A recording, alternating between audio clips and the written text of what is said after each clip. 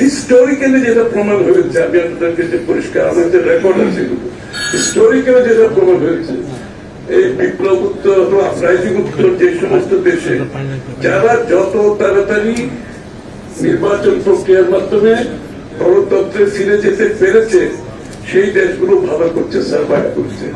যারা এই ধরনের এই মতবিরোধ সৃষ্টি করে এই নির্বাচন প্রক্রিয়াকে পিছিয়েছে, সেই সমস্ত দেশে আপনি দেখবেন চরম বিরোধে গেছে, গৃহযুদ্ধ চলছে, সমাজে বিভক্তি হয়েছে, অর্থনীতি তাদের ভেঙে পড়ছে।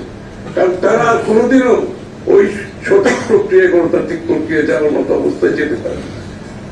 এমন অবস্থায় মতবিরোধ যায়, এমন অবস্থায় বিভক্তি যায় যে আপনি সত্যিকার অর্থাৎ গণতন্ত্রে ফিরে যাওয়া সম্ভব হয় না।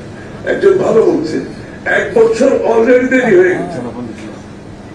3 মাসের মধ্যে নির্বাচন হয়ে গেলে আজকে বাংলাদেশ আরো ভালো অবস্থায় থাকবে।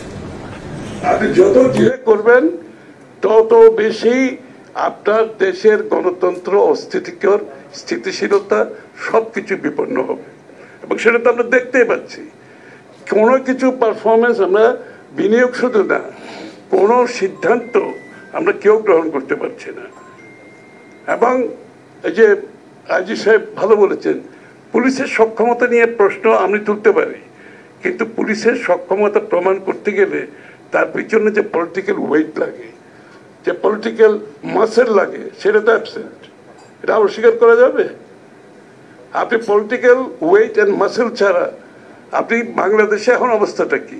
এখানে সরকার আছে, জনগণ এখানে আছে, মাঝখানে ব্রিজ বলে কিছু নাই।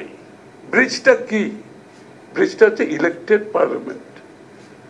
সেই ব্রিজ না থাকাতে পুলিশের মধ্যে আজকে সেই চেক অ্যান্ড ব্যালেন্স নাই, স্থানীয়ভাবে নাই, কেন্দ্রীয়ভাবে নাই। আপনার সিভিল সার্ভিসে চেক অ্যান্ড ব্যালেন্স নাই, কারণ কে দেবে চেক অ্যান্ড ব্যালেন্সটা? এটা তো একটা interim government. Sorry to say, interim is interim, nothing more, nothing less. We have to understand it.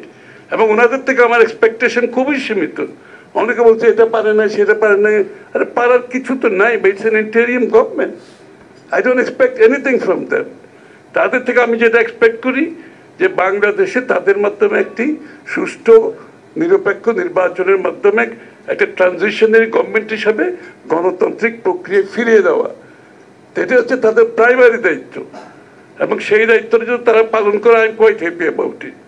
আমার আর কোনো এক্সপেকটেশন নাই। কিন্তু অনেকে বলে, এই যে অনেক সংস্কারের কথা বলে, একটা গভর্নমেন্ট কীভাবে একটা ইন্টারিম অবস্থায় আপনার এতগুলো দায়িত্ব পালন করে বাংলাদেশকে একটা জায়গায় আনবে, শুধু আমাদেরকে তো সেই জায়গায় বুঝতে হবে।